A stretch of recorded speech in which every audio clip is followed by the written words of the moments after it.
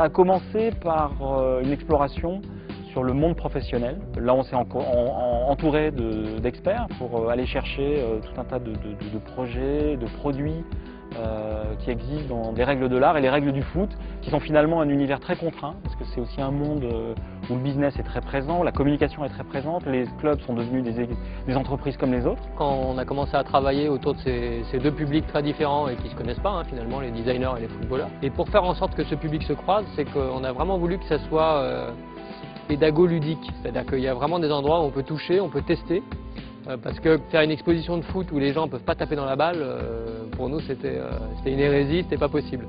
On a commencé à se rendre compte qu'il y avait des parallèles possibles entre la manière dont avance un projet de design et la manière dont avance une équipe de foot. Le sous-titre de cette expo, Design et Foot, un enjeu collectif.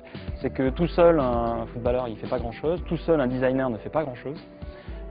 Et que se passer la balle, se passer le projet, le faire rebondir, faire de la stratégie, faire du design management ou devenir entraîneur d'une équipe de foot, tout ça avait des parallèles et des résonances intéressantes. Il y a une espèce de créativité qui se développe dans cet univers du foot qui est assez forte, qui est une créativité de joueurs, c'est-à-dire qu'une fois que les joueurs sont sortis des clubs pro, tout le monde joue au foot, et on joue au foot partout. Et du coup, le designer s'adapte un peu à cette créativité. On ressort de cette expo forcément avec un moment où on va s'arrêter sur quelque chose qui vous parle, selon votre culture du foot, selon votre culture du design.